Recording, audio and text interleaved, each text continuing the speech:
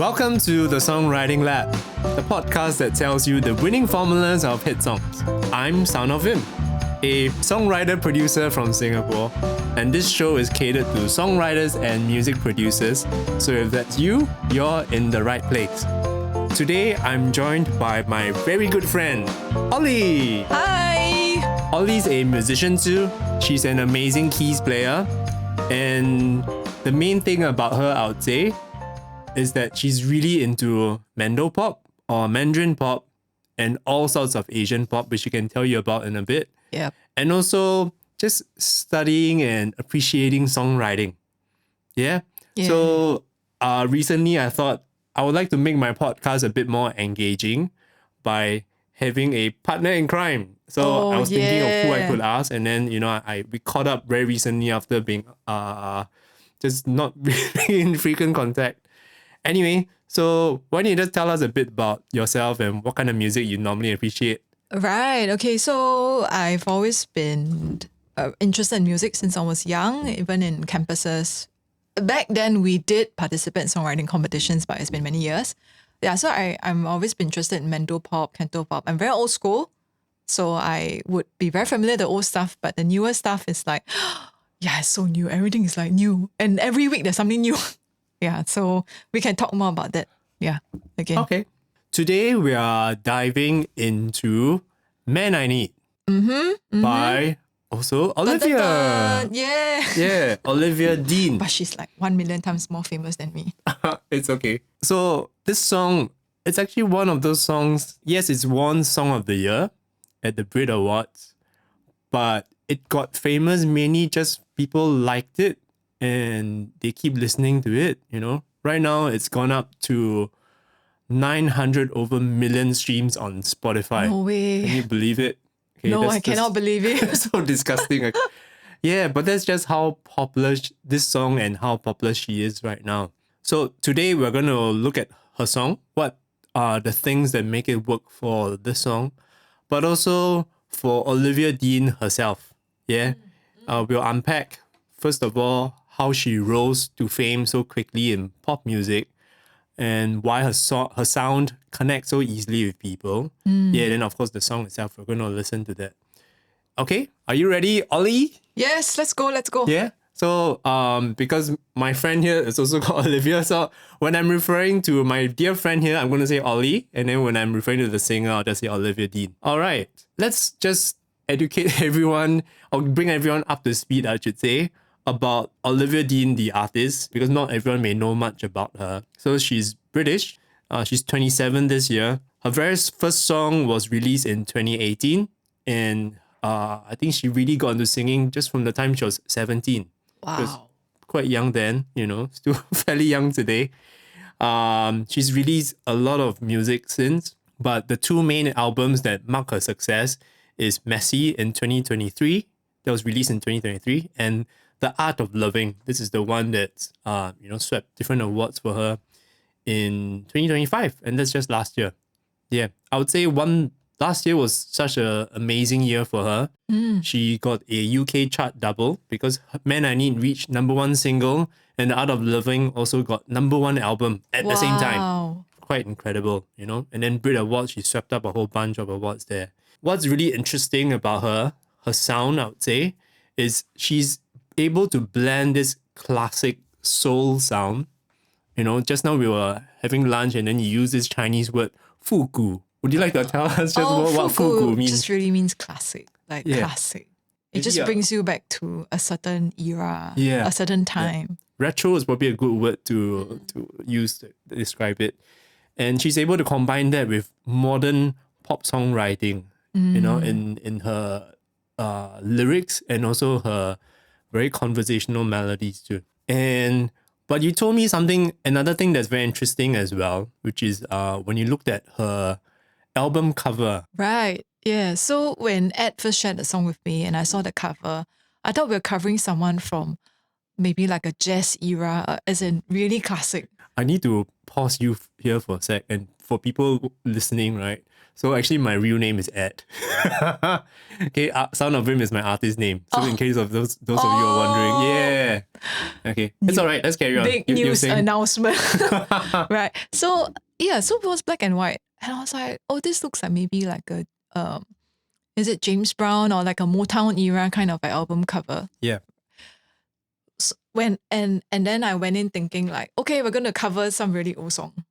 I went in listening to it, and it was like, oh, but something is new, but it's old and it's new. So so that's the part that really caught me by surprise. Okay.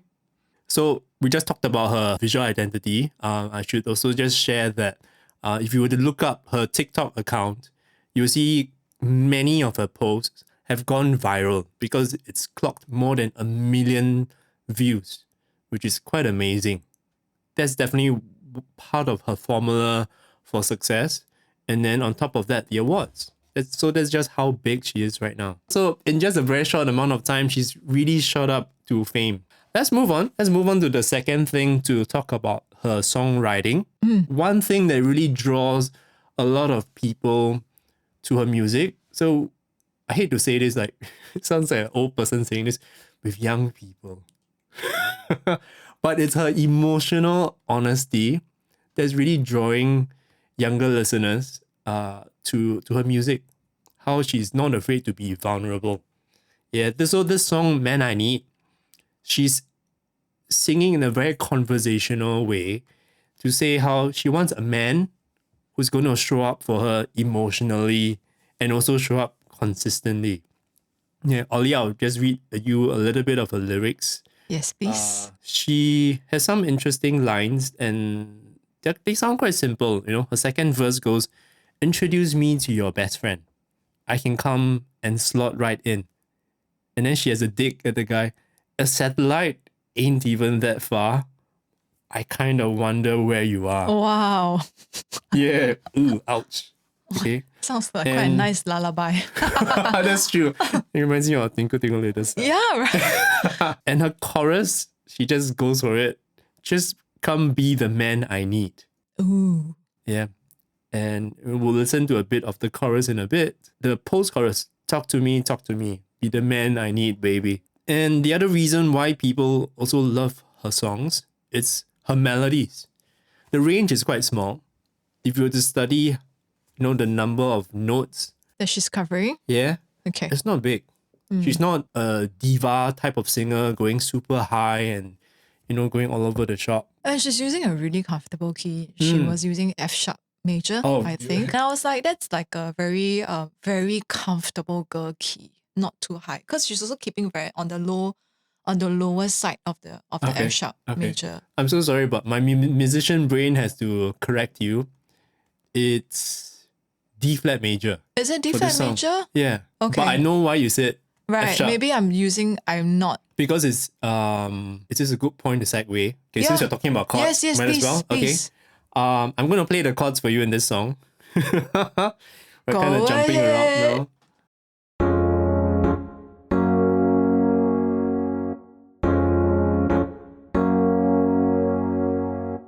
Oh. You hear it? Yeah. How come I didn't hear it yesterday? So let me explain what's going on. The very first chord, it's actually a 1/3 inversion of D flat major. That's the one chord, but it's inverted. So the root note is actually F. And then it goes to the 4 chord, which is F sharp or G flat. Right. That's the 4 chord. Yeah. So that's F sharp major, like what you said. No, I think wait, I don't want to spend too much time here, but I think I was hearing the top note of the chord. No, okay, let's not spend too much time. Yeah, let's not nerd out here. But let's not nerd out. But I know exactly why this happens because firstly it's like 5 sharps kind of a key, right? 4, 5 sharps, right? You said D flat major? Yeah, D flat major has it's a C sharp. D flat major is the same thing as a C sharp major, right? Yeah. Right. So it's like 5 sharps, 6 sharps. Let's listen a bit to her melody. Sure. Yeah. So let me pull that out. I like how her melody is just very enjoyable. Bum, ba-da-dum, ba-da-bum, ba-da-ba-ba-da-dum. Yeah. Her melodies are just fairly easy and just very enjoyable to listen to and even to sing along to. Yeah, for sure, for sure. Let's move on. Let's just talk about the production of the song. Yep. The main producer for this song is Zach Nahom, one of Olivia Dean's closest collaborators. And he's the one who's just like really responsible for that retro groove. Because what he did is he just jumped on the drums and then just played this drum groove. Or he may produce on the computer. I'm not too exactly sure. But he's definitely responsible for the overall retro sound and, you know, the warmth of the live band feel. And the other contributor on the song is Tobias Jesso Jr., a songwriter who's worked with Adele and Harry Styles. So Nice. Olivia Dean she has a good team around her. And, you know, this is how the song came about. So I mentioned how Zach Nahom put down a drum loop. I'm going to play that now. You can hear the triplets come from the hi-hats. And then the kick and the snare just doing that typical backbeat. It means the snare is hitting on the 2 and 4. But the kick is also adding a triplet before the backbeat. Okay, I wouldn't have heard that on my own. Wow. Okay. Yeah. Cool. And because of this triplet feel, this song has a very good momentum to it that's just driving the song. So Olivia Dean has actually mentioned that her inspiration for this song was Michael Jackson's The Way You Make Me Feel. Wow. MJ in the house. Yeah, which is the exact same rhythmic groove. Let me play that. So that really explains why I was like, oh, this feeling is so familiar listening to her song.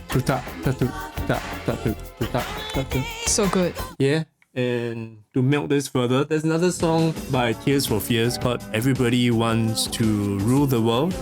It's the same groove. Oh, You know this? yeah, I know this. Yeah, so that tuk tuk tak tak tuk tuk tak and then The triplets, yeah. yeah. Yep. So you just feel like you just want to keep going on and on and on. It Yeah. feels like a song you could play forever, honestly. Yeah. You wouldn't So- even know that he had ended. True.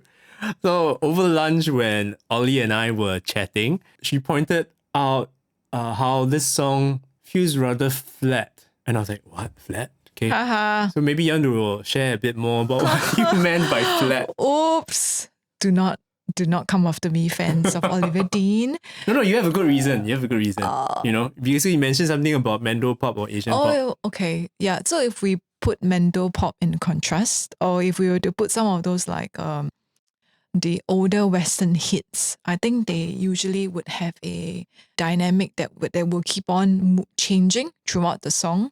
That the verse and the chorus and the bridge, they will all be very different, very obviously different, right? Usually, I think the intensity would be like, wow, in your face, grab attention and all that. Yeah. So same for mandopop.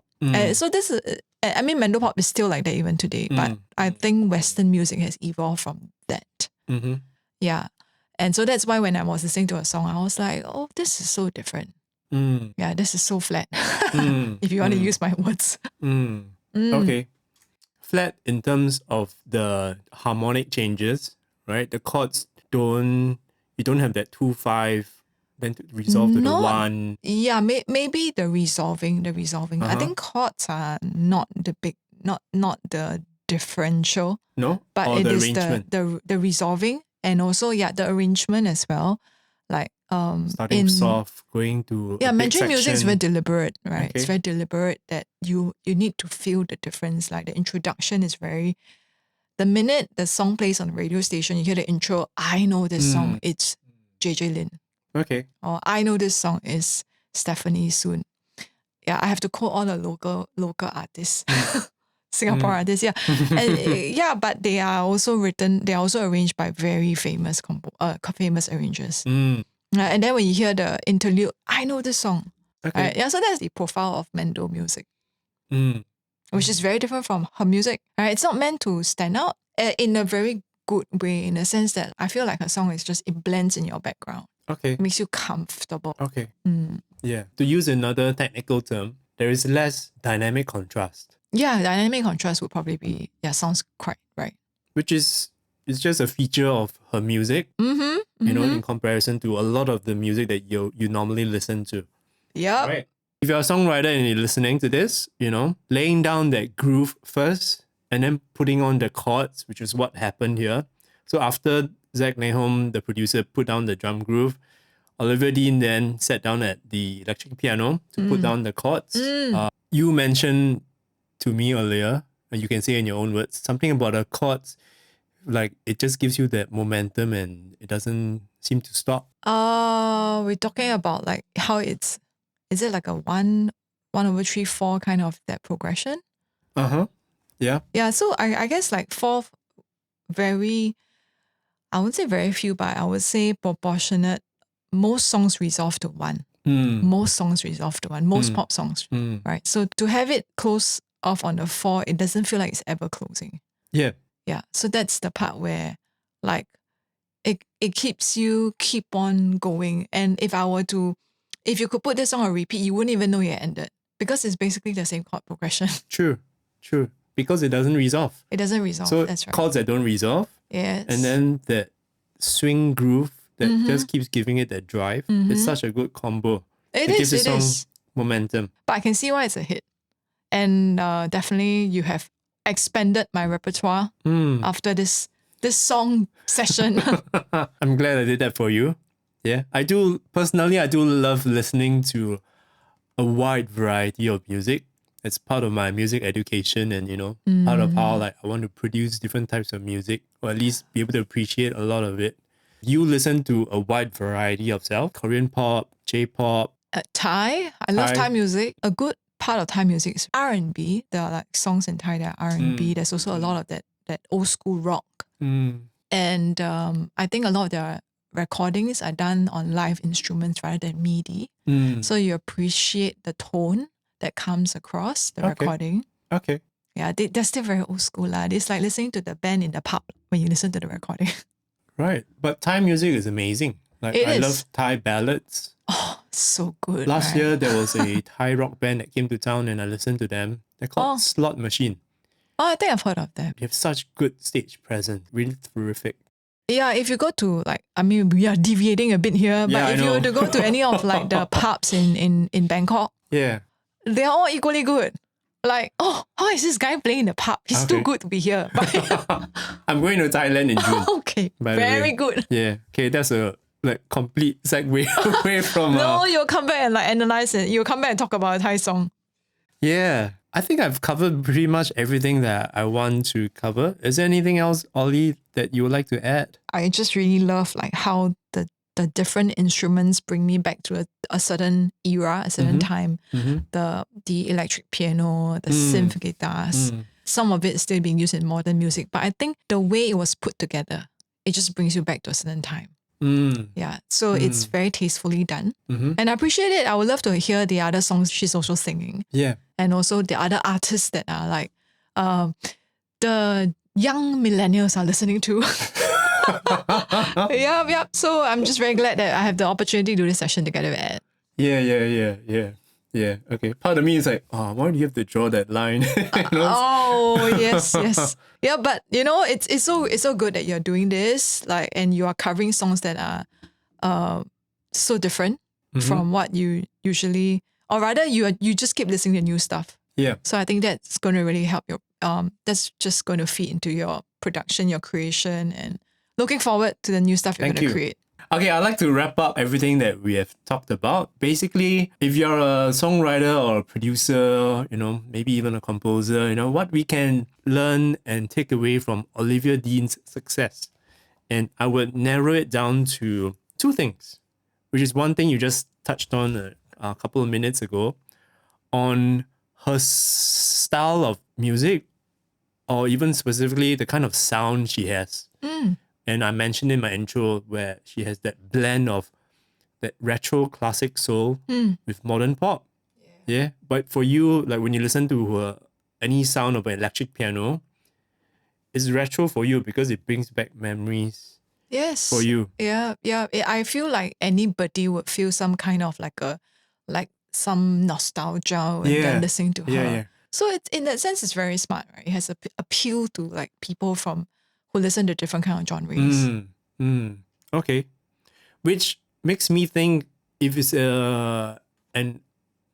coming back to the age thing again, an older listener, like our parents, you know? Yes. Maybe not I don't know about your parents. My parents don't listen much to Western music. But I don't know. I mean, I've been to Australia, let's say an older Australian who enjoys soul music from the 60s and 70s, and then hear Olivia Dean's music and might go, oh, this sound is actually kind of familiar. Right? That's right. Yeah. But as an artist, when you have that consistency of your sound, then your fan base also knows what to expect from you, and they like you because of that sound, and then they'll continue following you. Right. So there are two things we're saying here, right? One is that it's classic, but what you just brought up, that she has a consistent style as well. Yeah. So that's the other thing that if we were to look across her music, after a while you should be able to recognize her if that's consistent. True. I think that is a success metric for an artist, I think. Yeah, for sure. And her fashion style as well. Yeah. I enjoyed the MV. I did. Yeah. I was like, is this her? Or is this like some lead, actress? Then, okay, I think it's her. So, Ollie, do you feel you appreciate this song a lot more now compared to the very first time? For sure. For sure. But I was careful not to over listen to it. So that it was like, not to overanalyze it, because I think a song needs to be listened to and just as it is, rather than breaking it down too much. Well, we've come to the end of this podcast episode. Yep. Once again, I'm Sound of Vim. Thanks for tuning in to the Songwriting Lab, where we break down the winning formulas of hit songs. If you found this episode helpful or enjoyable, please like, subscribe, and share it with others. Till next time. Oh, we're done.